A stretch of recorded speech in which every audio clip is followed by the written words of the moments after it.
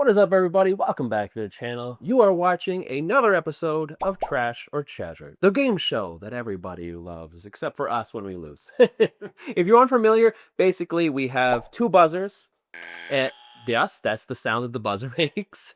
And what we need to do is I have 10 games, and we need to get rid of at least half of them. All of them. Sure, we could shoot for half all of them. No. We need to at least get rid of half of them. If we can get rid of half of them, then we succeed, because the whole premise of this show is to encourage people to thin down their collection. If we're unable to do that, That's the point of this show. yeah, is to get rid of, just thin their game collection down, because it's The gigantic. point of this was for me to get rid of games that he likes that I don't like. Well, that is why each person has one veto. But like I said, if we're unable to reach at least 50%, whatever's in that mystery box, and you won't like what's in that mystery box. I asked the group chat, like, what game they wanted The to get. group chat. Yeah, like the guys, and they were like, this game, and I was like, that's bad. Your guys? Yeah, my friends. If we can't get rid of at least 50%, Next time I will decide which you game could ask goes your in friends. there. We could ask them. We could ask the audience, but I feel like they would pick something that I really enjoy. Yes, pick a game that Michael loves. Just to be spiteful. You know his favorite games all the time. Pick all those games. Yeah. So if we can't get rid of at least 50%, yeah, that's gone. So let's get started. Let's start with the horrifying game, Terrorscape. Terrorscape is a tense one versus many hidden movement game where a relentless killer stalks survivors through a spooky mansion as the survivors scramble to escape by clever card play, whispered tactics, and perfectly timed player powers, all to fix their broken radio and contact police for rescue. Of course, the problem with Terrorscape is we have a dice tower. The dice tower is like this It's a giant house. It's a giant house. Haunted house. It doesn't go back in the box. It's the one thing I hate about this game. You can, but you have to like disassemble the whole thing. You're just lazy. I'm not going to disassemble the whole friggin' dice tower just to put it in a box. It's just going to sit there. It's a piece de resistance. It's a conversation starter. People come over and they're like, It's too tall. whoa. No one sees it. Look at that thing. It's a dice tower. This is an awesome game. I don't know your thoughts on this game, because I really enjoyed it. Everybody else seemed to enjoy it. I enjoyed it even though I lost. Yeah, Mike sucks at this game, but it's a very good game.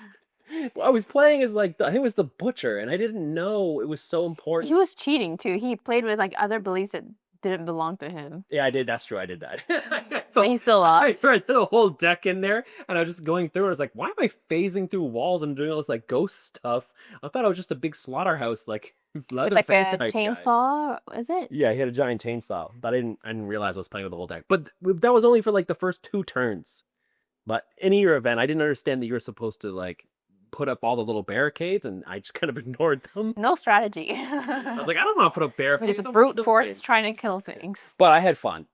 I would put this up there as like top 5 hidden role games, hidden movement games, I think. It was great because the only things we had to kind of be quiet, and we had to like kind of learn like a secret language amongst me and my friends, because we couldn't say out loud what we were doing, or else Mike, the hunter, would know what we're doing in our strategy and stuff. But it was really, really fun. Yeah, it's a really solid game. It's one of those one versus many games. It's just a lot of fun to play. I'm always a big fan of like the team dynamic games, and I think the team dynamic. I'm anti co-op games in general, but I felt it was really fun working in a team this time. I found the whole experience fairly rewarding and pretty strategic for what was a fairly simple, like 40-minute game.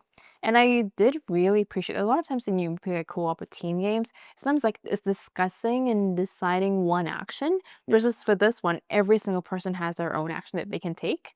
So you're all individually doing your own thing, but as a team, it was really nice to gang up on Mike. I can't explain that feeling specifically, but something about like all of us knowing how he's a cheater and he's just like a bad gamer. It's just nice, like, kind of work together against him. And then getting one rule wrong is not cheating unless you knowingly are doing it. It's not cheating. You have to like the knowledge is required in order for the act to be cheating. Yeah, chainsaws and loud monsters can walk the wall suddenly. Obviously, right? Okay. Obviously, we're keeping this game. Terrorscape is rad. I know there's a new one coming out too, but we don't need that, I guess. Yeah, and the dice tower monster haunted house thing is a really nice, like big, like solid table presence item. Yeah. So it's one of those things where like obviously we're playing in our own home, so no one's gonna come by and be like, oh, what are you playing? But it just is really cool to look at. It's like nice, impressive, like big thing on the table. I think we have an issue if our neighbors are like, yo, that dice tower I saw you playing inside your house at night was sick. It's like, Dan, why are you looking into our home? And up next is Karuba. Karuba is a fast, family-friendly tile laying game where players race to guide explorers through the jungle to temples while collecting treasure along the way. Karuba. Karuba.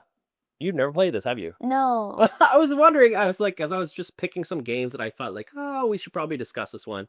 And I was like, I don't know if he's played this one. No. I don't think you're gonna like it. I agree.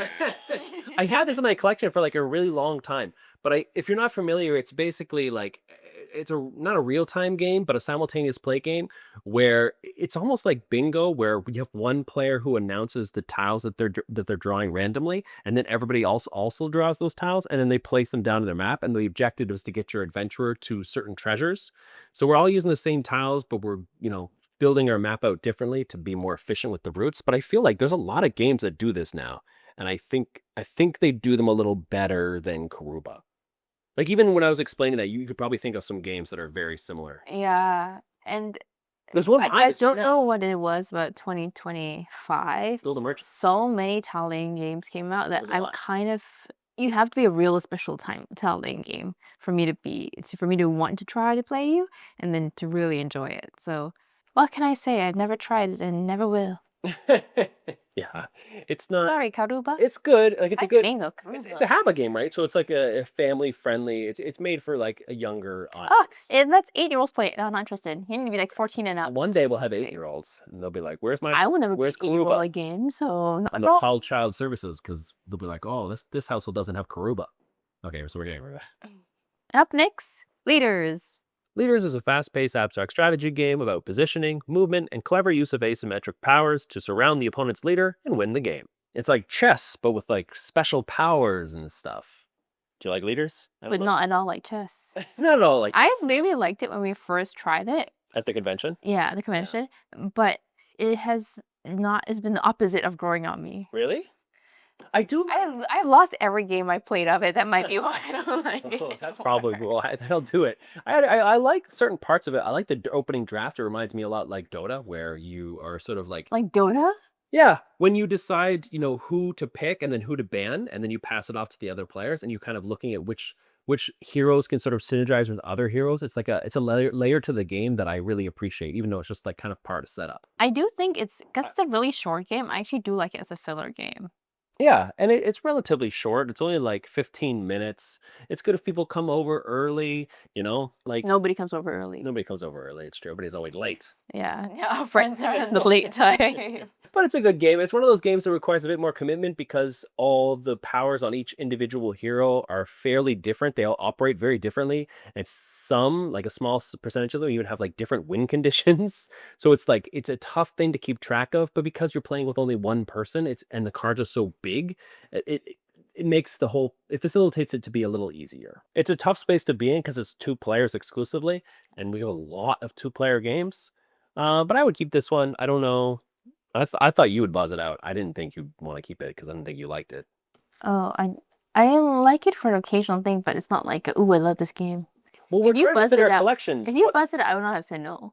I see. Well, we're trying to thin our collection, so we should just have games in our collection that. You're welcome. I don't. It's nice to have, but it's not like a need. Well, that's what I'm saying. Like, I don't think we should have games in our collection that are just like, yeah, that's fine. Like That's true. there's only so many games we can play. That's true. We have limited time.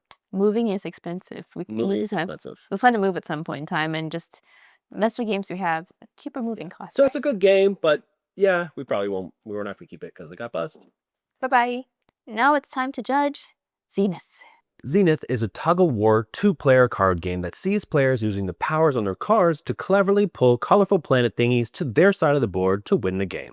And another 2-player game. This one I really enjoy. Actually, it was almost made my top 10. I was like I was strongly considering putting this in the top 10 for 2025.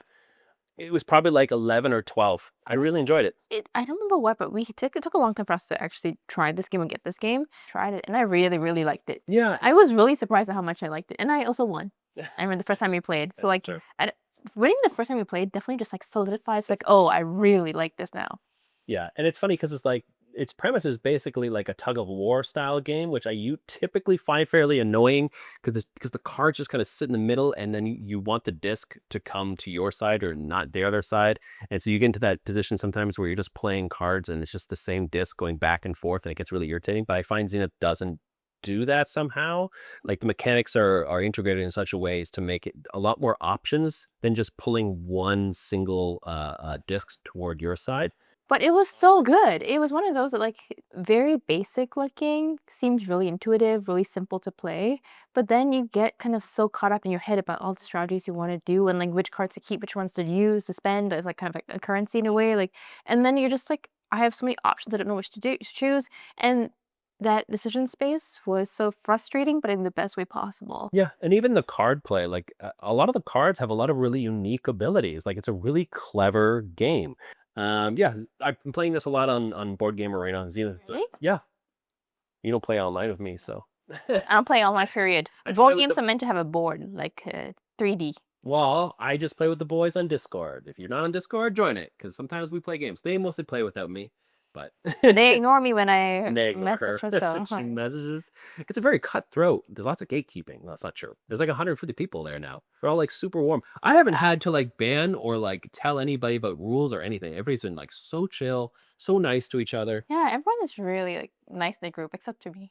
I'm the meanest probably in the whole Yes, group. facts. In the whole world, in the whole world. Yeah, the Zenith is a great game. Yes, it is. Now it's time for the two-player version of White Castle. White Castle Duel. White Castle Duel is a two-player head-to-head version of the White Castle, where players place workers on a tight shared board to jockey for control of the castle's locations, climb tracks, and time your actions efficiently to grab loads and loads of symbols. Everybody loves White Castle, but not White Castle Duel so much. No? I think White Castle Duel is like, it's a good game. It is a good game. My issue is that like the White Castle, sorry, already played two players pretty well.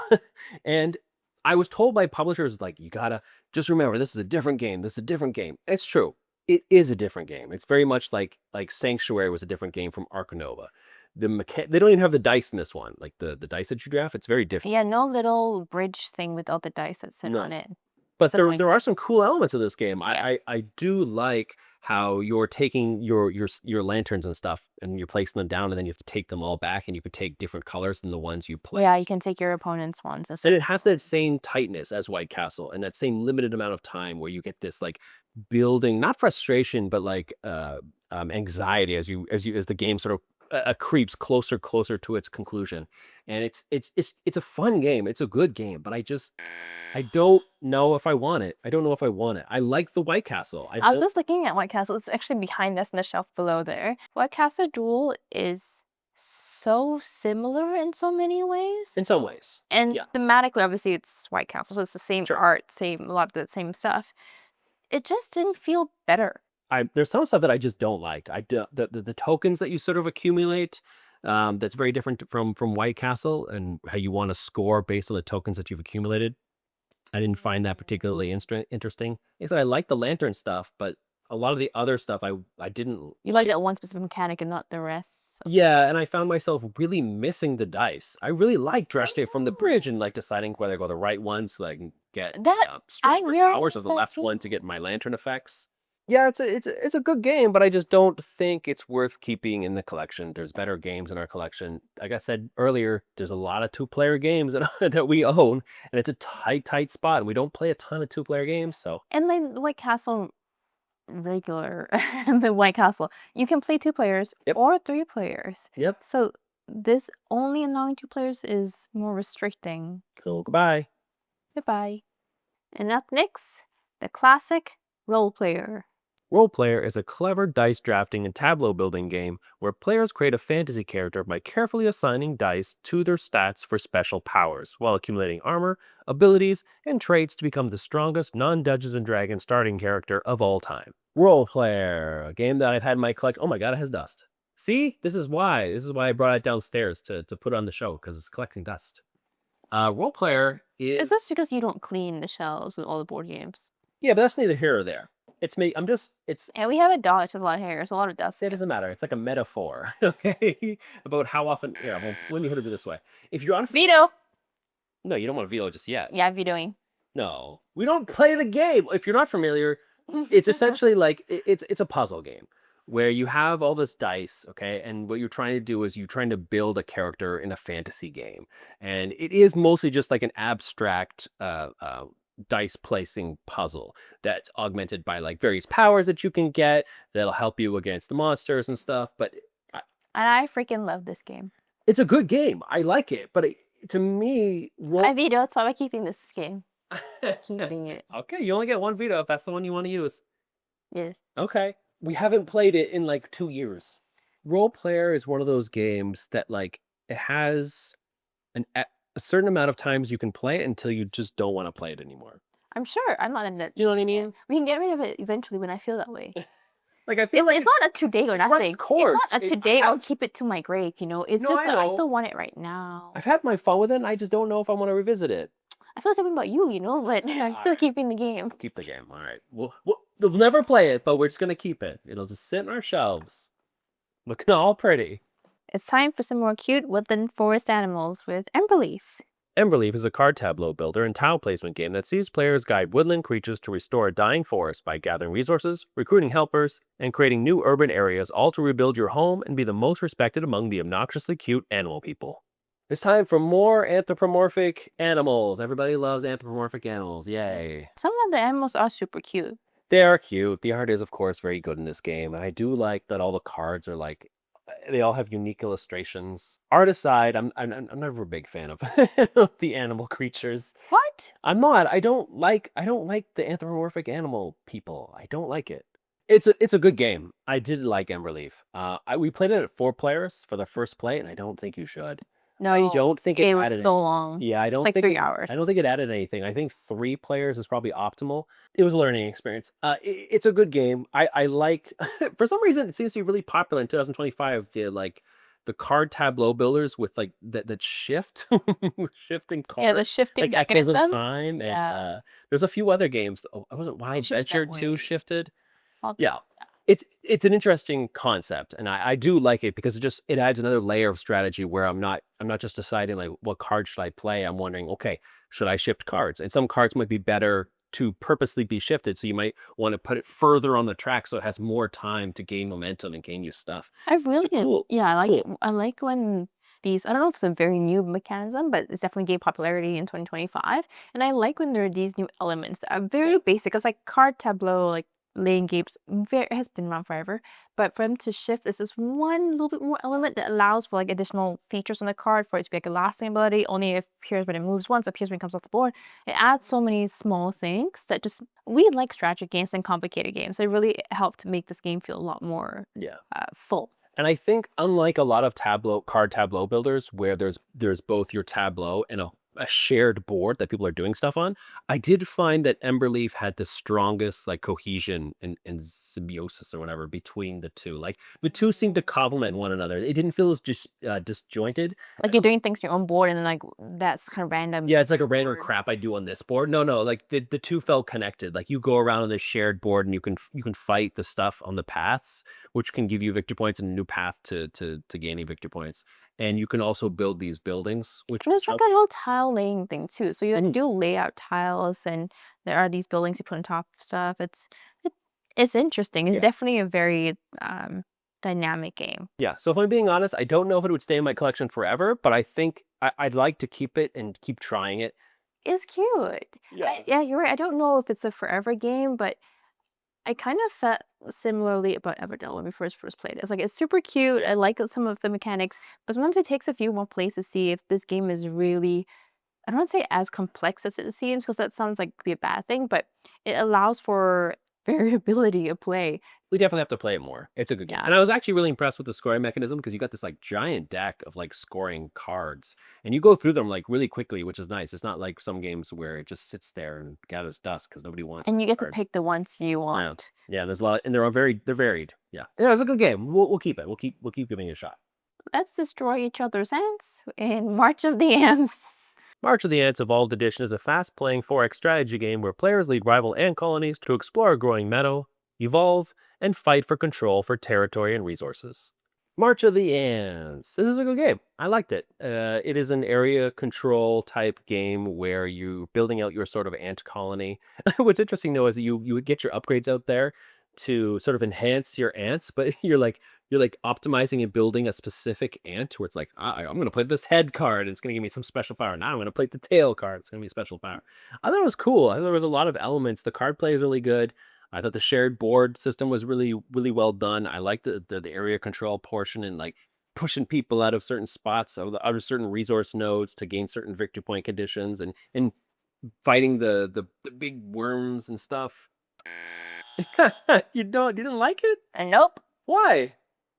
I thought you did like it. Everything you said was okay. This game did not feel intuitive at all. Theme-wise, not- very thematic, yes. Sure.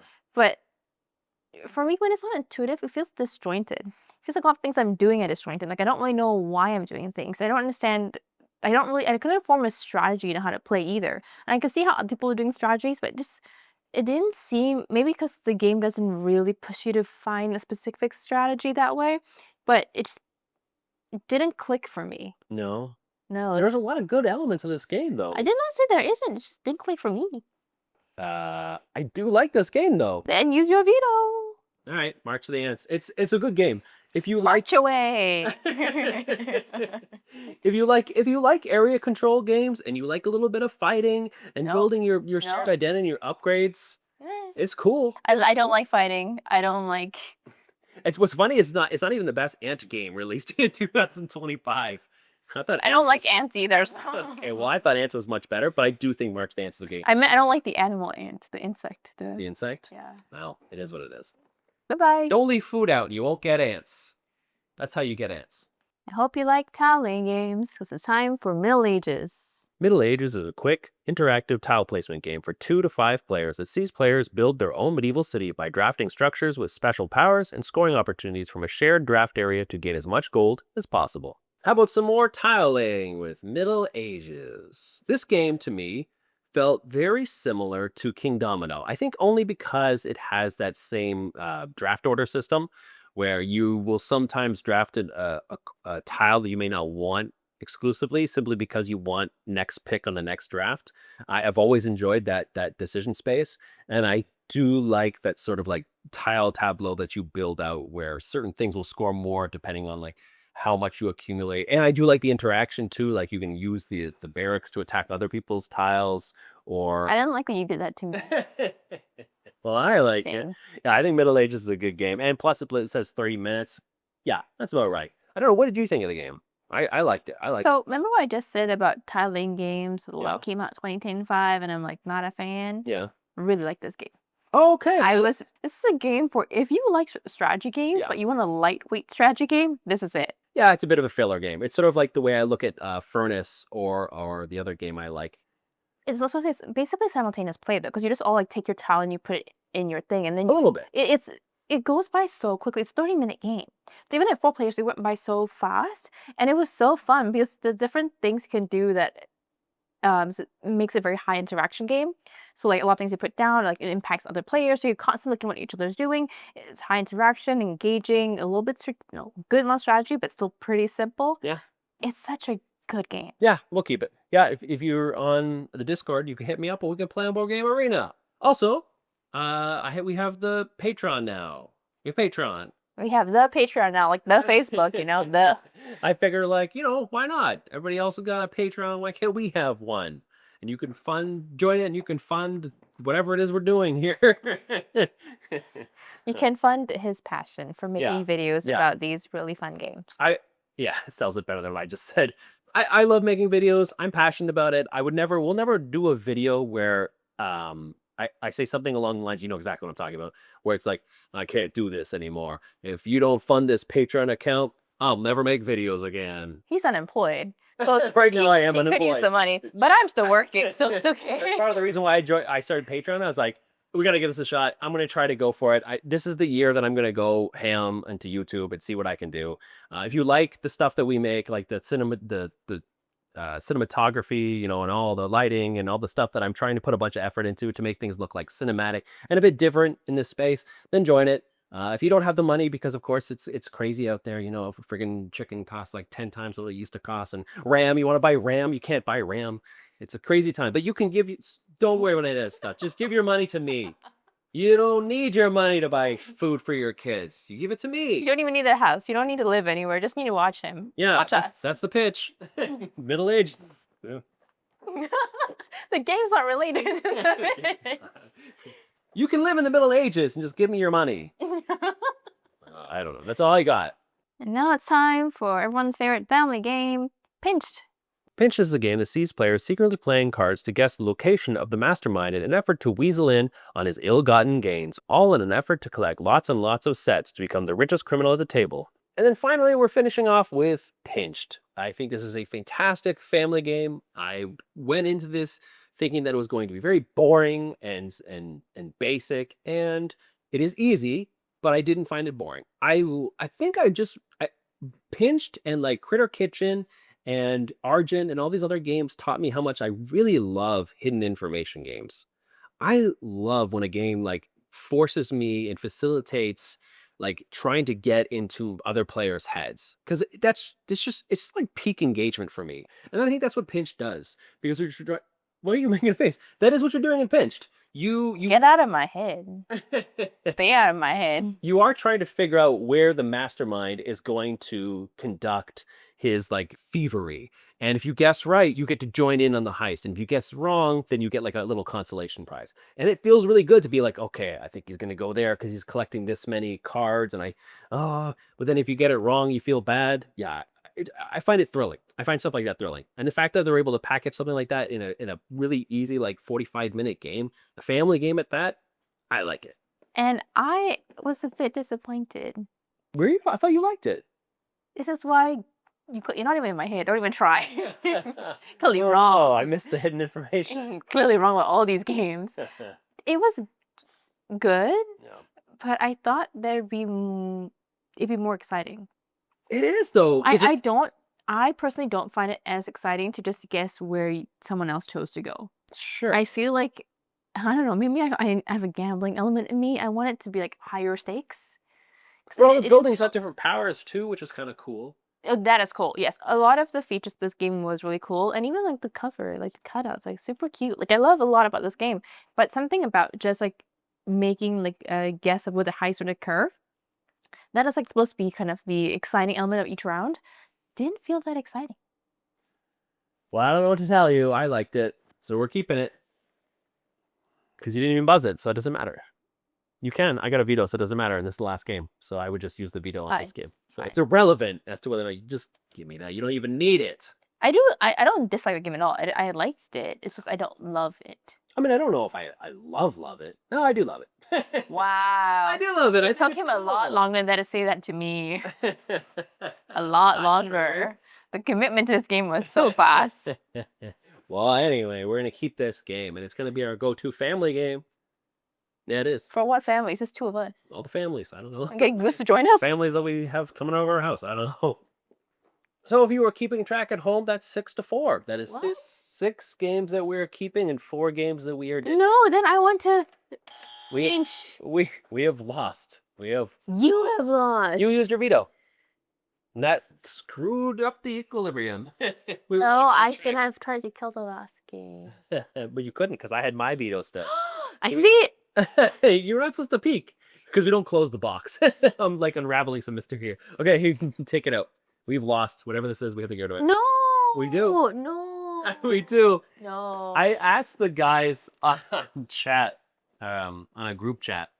I was like, we're gonna shoot really soon. You guys pick a game that you don't want us to own anymore because you don't want to see it.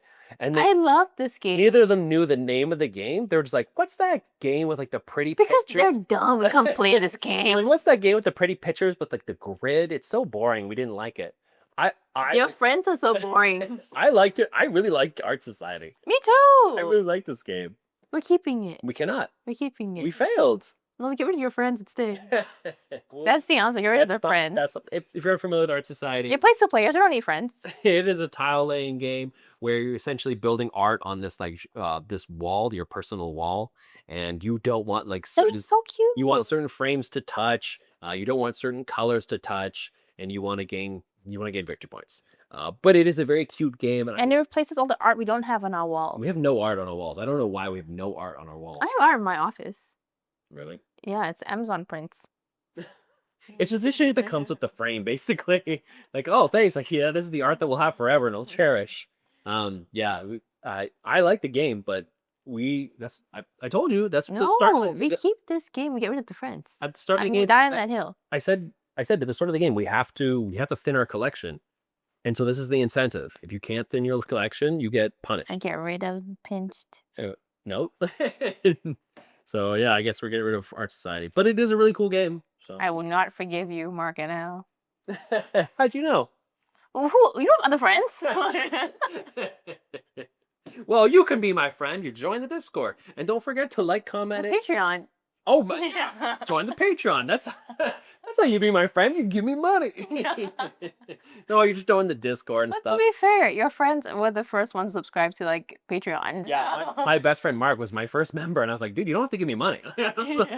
I'll be friends with you regardless of whether you give me money. Mark is on that video that we posted about his 40th birthday, and he Oh, 3D yeah. printed like Lord of the Rings Catan set. So go hate on Mark. He is the one that wants to get rid of this game. It's true. It does.